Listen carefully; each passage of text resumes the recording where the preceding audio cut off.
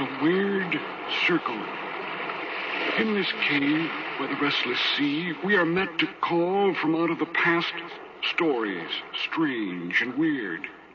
Bellkeeper, toll the bell, so that all may know we are gathered again in the weird circle.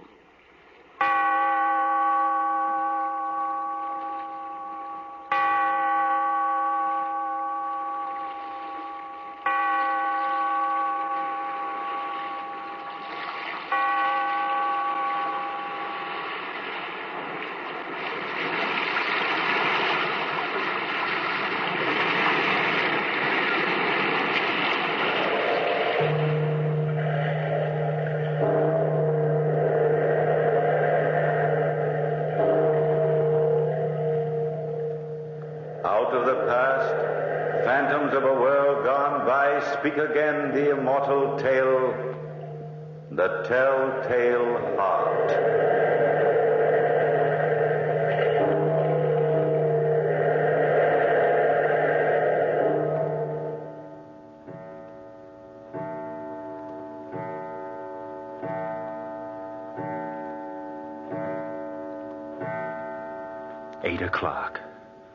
Eight o'clock in the evening. House is quiet. Deathly quiet. My uncle and I have just finished our meager repast in the dining room. Listen. Yes, that's my uncle, walking up and down overhead, pacing the floor. He senses it, too, my nervousness. Every night after dinner, he leaves the dining room and goes upstairs to the second floor, where he paces up and down. And suddenly, his heart begins to beat louder and louder. You can't hear it, but I can. My nervousness has sharpened my senses. Yes, I can hear things no one else can hear. Confound my senses. The footsteps. They've stopped. Now he'll walk down the circular stairway and join me here in the parlor. And I'll have to look at him, watch him. That eye. I've nothing against him. But his eye, that huge, distorted eye.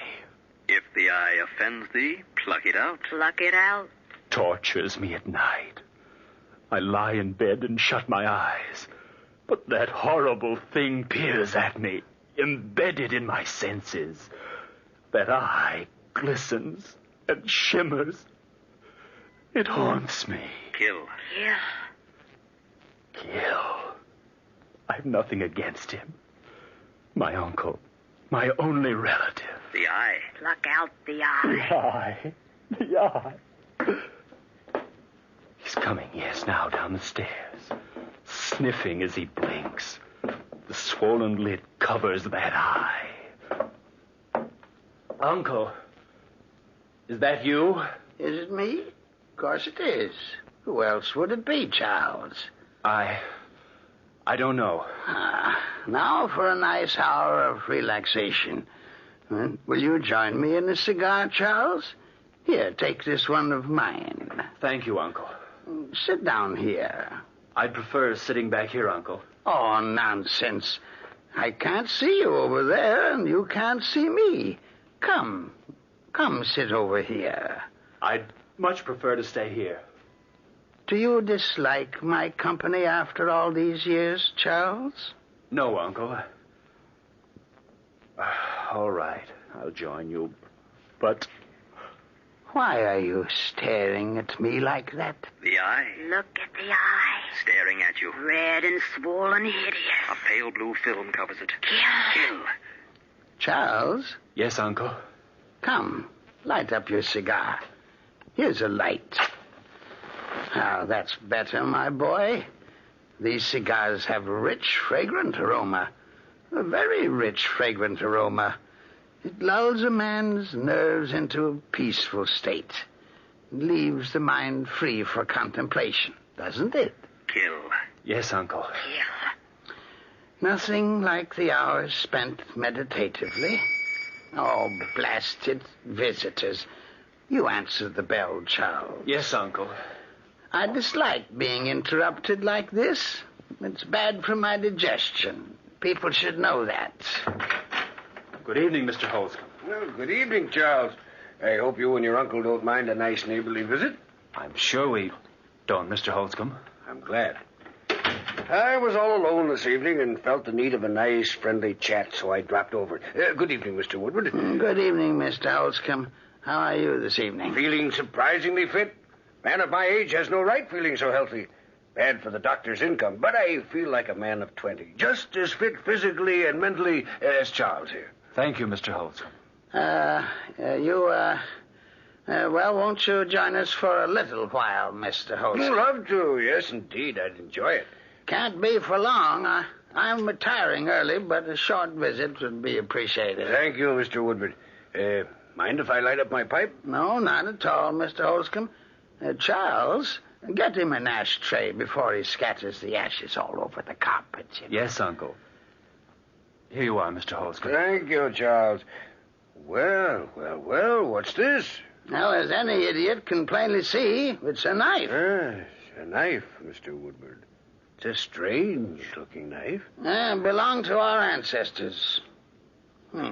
Charles, what's it doing down here off the hook on the wall? I took it down from the wall to clean it, Uncle. Clean it? Well, old knives are supposed to look old. Clean it. Clean it. I'll put it back. Be careful, Charles, my boy. I knew of a young man exactly your age who took a family heirloom down from the wall one night and well, blasted if it didn't slip and cut off his right arm. Yes, took the arm clean off right to the elbow. He was a mechanic by profession, and it ruined his career. Be careful, Charles, in putting the knife back. You'd better stand on a chair, Charles. It's much wiser to take an ounce of prevention. Yes, your uncle's right. How's that, Uncle? Well, it's not hanging straight. I like things to hang straight. It annoys me to have something crooked on the wall. Yes, it means a death in the family. One of the pictures in my house was crooked on the wall the night of my wife's death. Now, I'm not a superstitious man, mind you, but that does it, Charles. All right. Now, put the chair back where you got it. I'm not a superstitious man, mind you, but I was confounded when she died. Confounded, I tell you. Yes, I imagined that you were confounded. Of course, that coincidence really doesn't compare with an event which occurred to a friend of mine. His name was, very common name. What was it? Smith. Peter Smith. Yeah, well, what about Peter Smith? He had a picture on the wall in his home. Well, this picture sidled over on its wire, refusing to stay upright. The picture refused? I swear it's true, Mr. Woodward. Well, I was there, if you don't believe me. Do you know what happened? No, I do not know what happened. Peter Smith died that very night. All rot. What time is it, Charles? Almost 9 o'clock, Uncle. 3 more hours. 3 more hours. If thine eye offends thee, pluck it out. It's 9 o'clock. It's almost my bedtime, Mr. Holscomb. Oh, don't mind me, Mr. Woodward. I was about to leave anyway. I see. Look at the knife hanging on the wall. It slipped sideways again. So it has. Anxious? Anxious, Charles. The knife is anxious. Reminds me of Peter Smith's picture. Well, I must be on my way. Don't bother to see me to the door, Charles. I'll find my way out.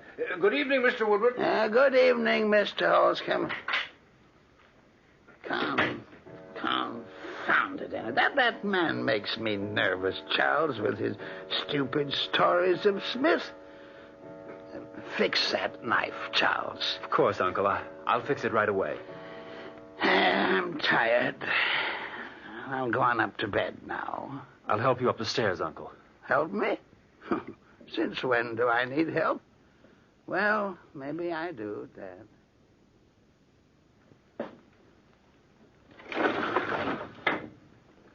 Anything else you want of me besides opening this window, Uncle? No, nothing, Charles. I'd better take this chair out of your way. Oh, the chair isn't in my way. In case you should awake during the night and want to get out of bed. You don't want to stumble over chairs on your way to the door. Well, I never awake during the night, Charles. But you might. Or we might. Yes, we might. We might creep in here. I might, yes, I might. Oh, I might do anything, my boy. I also might not. Now, take the candle with you before you leave, Charles. Of course, Uncle. I hadn't intended to leave it burning. Of course. We'll take it with us. Of course, of course. Good night. Good night. 9:30.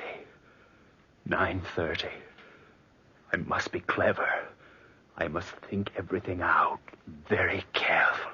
Yes, carefully. Must wait till midnight. Yes, till midnight. Why must I wait till midnight? Why? That's the plan. The clever plan. Clever, clever. Walk down the stairs and wait in the parlor. The room will be dark. And I'll wait. I'll wait. He'll be asleep by midnight. Clever, clever. Then at midnight I'll creep up the stairs with a knife. And if the eye offends me, pluck it out. It must have meant me. Of course, it's all so clear. Clear and clever. First thing to do is get the knife. Go into the parlor, stand on the chair, and get the knife. Be careful, Charles. Careful, careful, careful with the chair. You pull up the chair and stand on it, but be careful. I'm always careful. Now I've the knife. What do I do next? What is the plan? Sit and wait. Sit and wait. Oh, the doorbell. Who could it be at this hour? This isn't part of my plan. No, not part of my plan. Get rid of them, whoever they are. Get rid of them. Oh, Mr. Holscomb. Sorry to disturb you, Charles, but I left my pipe here. I looked all over my house for the blasted thing before I remembered I'd left it here. Well, it must be in the parlor. Don't bother yourself. I'll get it. It's no bother. Why, you're trembling, Charlie. Did I frighten you when I rang the bell? Well, I wasn't expecting you. No, not expecting you. Expecting you. I read of a man in the paper who died of fright when his doorbell rang. It was just the other day I read it. Very amusing article, too. But, oh, here's the pipe. Imagine my leaving it behind. Yes, imagine it. Thanks again, Charles. What's this knife doing down here again? It slipped. Slipped again, did it? Well, well, well. Just like the picture at Peter Smith's. Let me know if anything happened. Of course. Of course. Of course. Good night, Charles. Good night, Mr. Holscomb. Now, the plan. The plan to wait. Wait. Wait for midnight. For midnight. Yes, for midnight.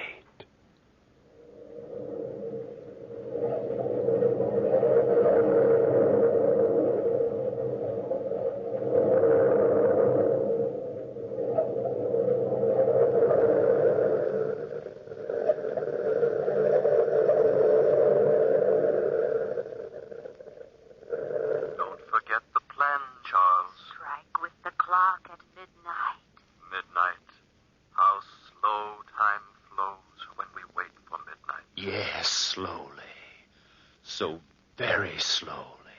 Does Holscomb suspect Charles? He knows that the knife had been moved. Does he know it's in your hand now, Charles? Snugly in your hand. The plan calls for the knife to be in my hand. Charles, your palms are moist. Maybe the knife will slip, Charles. It's almost midnight. Yes, Charles. 15 seconds. Maybe the knife will slip, Charles. It can't slip. It belongs in my hand. Where is the lantern, Charles? You've got to see, you know. I have it. It's ready. Listen, Charles. Listen.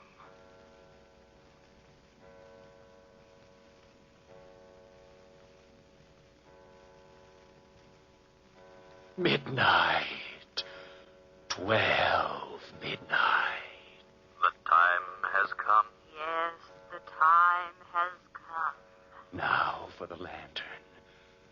Light it. Light it.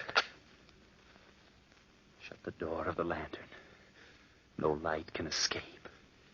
None. None.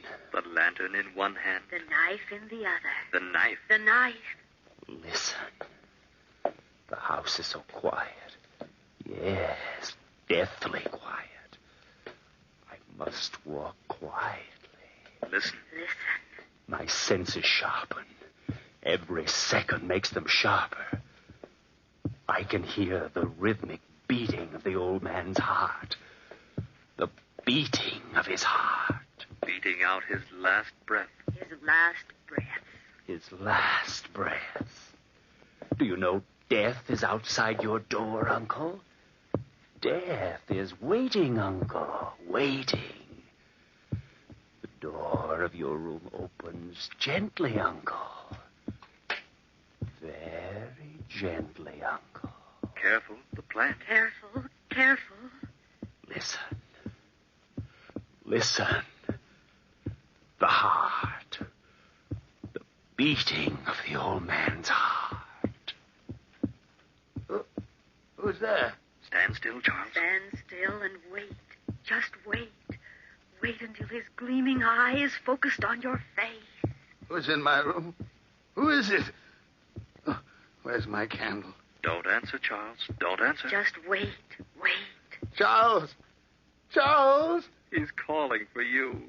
Little does he know. Charles! Calling for you. Calling for you. Oh, someone's in my room. I can see the shadow across my bed. Who is it? Let him guess and worry. Worry. Worry. The room is hot. Hot in heaven's name. Answer me. Don't move a muscle. Just stand still and wait. Wait, wait. Oh, what is it? Who is it? Where is Charles? Listen to his heart. His heart. Listen to his heart. Now it's panic. Later, it will be the forewarning of death. Oh, somebody help me. Now raise the lantern. Slowly, Charles. That's it. That's it. Focus it where the eyes should be. Then slowly open the door of the lantern and let the light shine in that eye. If the eye offends thee, pluck it out. The eye. No, no, not the knife. Not the knife. Listen to the heart beat its last beat. He's dead. He's dead. And I'm free of that horror. Free of the eye. Of the scorpion eye. The horrible scorpion eye.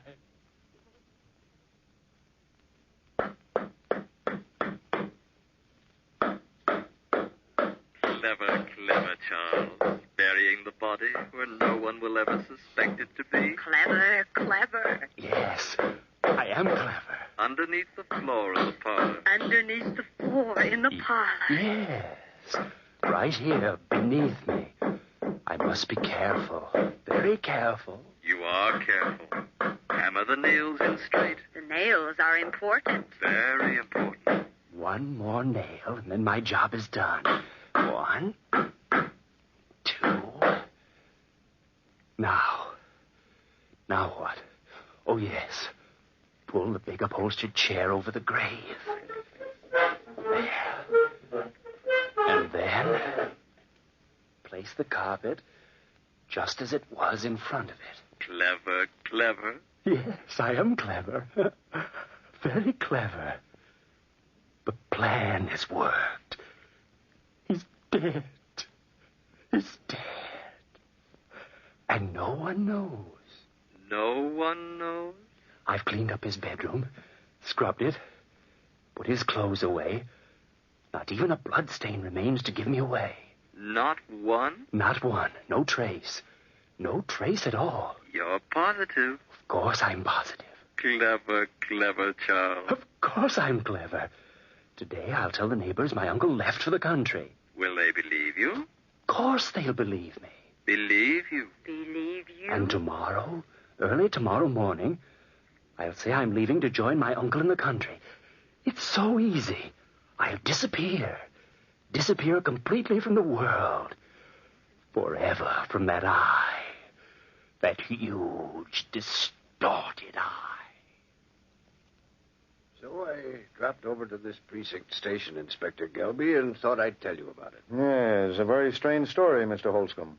You say this old man, Mr. Woodward, has never left town for the baths before? Not for the last 20 years, sir. I've been their neighbor for longer than that, really. And the nephew, Charles Woodward. How did he seem this morning? Very much the same as usual, perhaps a trifle more chipper.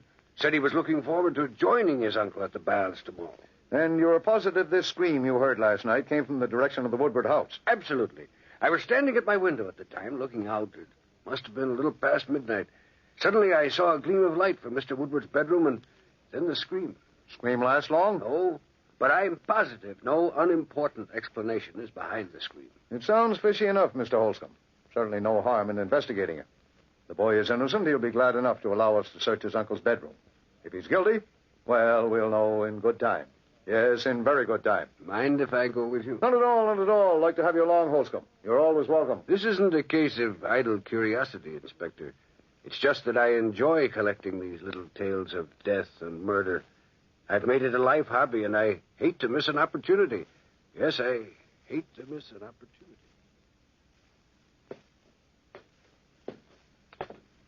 Search the house, Inspector, if you don't believe me. My uncle's room is right at the top of these stairs. Oh, thank you. Thank you very much.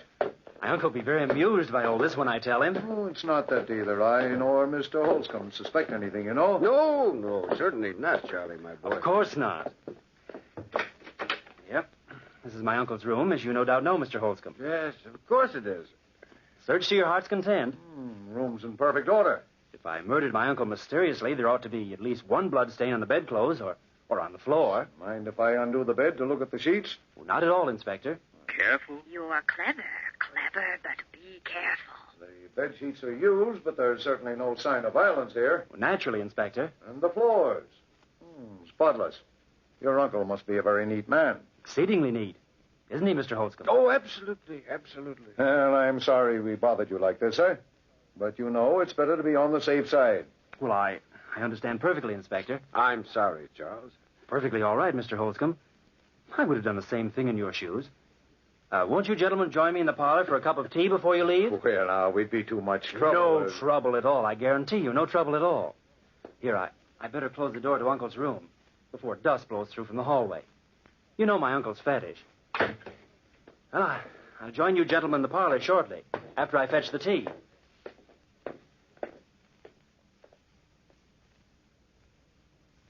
A very amusing story. A very amusing story, Mr. Holscombe. I always thought so, Inspector Gilby. You collect stories of crime, don't you, Mr. Holscombe? Yes, indeed. I found some prize ones in my day. Yes, I imagine you have. He'd enjoy your story, Charles. Yes, he'd enjoy it. Enjoy it. Pass the sugar, Inspector, please. Huh? Oh, yes. Here you are. Listen, Charles. What is it? Listen. What'd you say, Charles? Nothing. I've a very amusing story about a woman in India. I read it in the paper the other morning just as I was eating some very fine orange marmalade. Listen. It's the heart, Charles. The old man's heart. The heart. You can hear it. No, it can't be. What can't be? He denies the truth of my story even before I tell it. What about the woman in India? Can it be the beating of the old man's heart? Well, she murdered a rich uncle of hers. Can a man I murdered return to life? It's getting louder and louder. Louder and louder. Why did she murder him? No known motive. They're playing with me. They're both watching me. Watching you. How did she murder him? Cut him in little pieces and hid him under the flooring in her bedroom. Under the flooring. Making a mockery of a living horror. They know, Charles. They know. They know, Charles. They know. What's the matter, Charles? He looks ill. Ill? Ew. Make it stop. Make it stop. They're playing with you. Playing with you. No. Watch him, Inspector. The fools. Don't play with me like this. You can hear it. I can see it in your faces. In your evil, grinning faces. You can hear it. The heart. The telltale heart. Return from death. Admit you can hear it. It's becoming louder and louder. Louder and louder. Louder. Louder. Stop it! Stop it! I admit the deed. I admit I murdered my uncle last night. Only for the love of God. Make his hideous heart stop beating. You murdered? Yes. Yes, I murdered him. Tear up the plank underneath his chair. Rescue the body. But stop the beating of the telltale heart. Telltale heart. Telltale heart.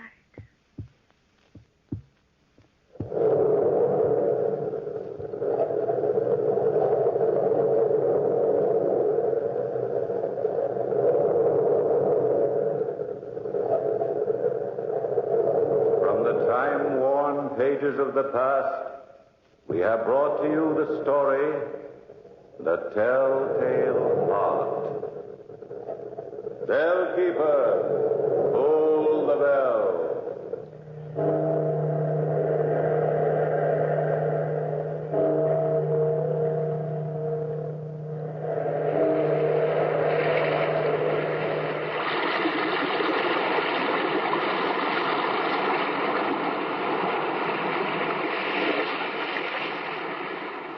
From the time-worn pages of the past, we have heard another immortal tale in The Weird Circle. Bellkeeper, toll the bell.